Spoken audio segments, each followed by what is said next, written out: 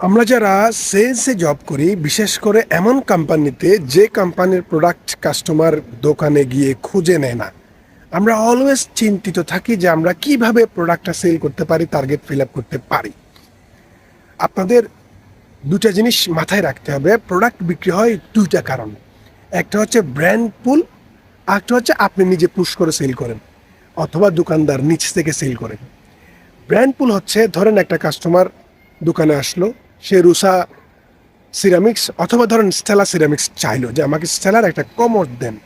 এখন দোকানদার বলল আমার কাছে তো স্টেলা নেই, আমার কাছে অমুক একটা ব্র্যান্ডের প্রোডাক্ট আছে যেটা স্টেলা থেকে ভালো। এখন কাস্টমার বলল না, আমি ওইটাই লাগবে, ওইটাই নিব। কাস্টমারটা চলে গেল। দোকানদার তখন মাথায় নিবে, যদি একটা কাস্টমার চলে যায় সেক্ষেত্রে ওই কাস্টমারটা আর ফিরে না আসার সম্ভাবনা আছে, অথবা যদি কাস্টমারটা স্টেলার সিরামিক্স তার থেকে পেত, তাহলে ওটা নেওয়ার পাশাপাশি অন্য প্রোডাক্টও নিত, তার সেলস কিন্তু বেড়ে যাইত। যার কারণে সে এরকম কাস্টমার যদি কয়েকবার খুঁজে নেয়, সে ওই কোম্পানির সেলস এক্সিকিউটিভকে কল দিয়ে স্টেলার প্রোডাক্ট তার শোরুমে রাখবে। 2 নম্বর হচ্ছে, ধরেন সেম একটা কাস্টমার স্টেলার প্রোডাক্ট চাইতে আসছে।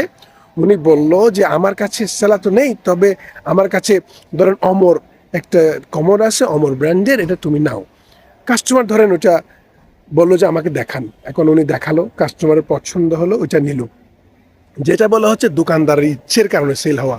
তাহলে দোকানদার কেন ভালো ব্র্যান্ডেড কোম্পানি না রেখে অমর ব্র্যান্ডটা রাখলো?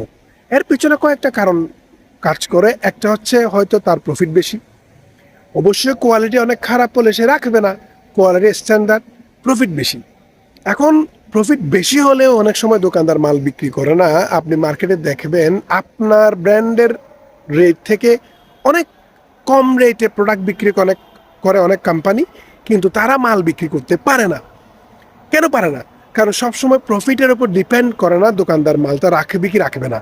এটা ডিপেন্ড করে আপনার সাথে দোকানদারের সম্পর্ক কতটুকু গভীর। তাহলে আপনারা সেলস করার আগে সম্পর্ক গভীর করার কাজ করবেন।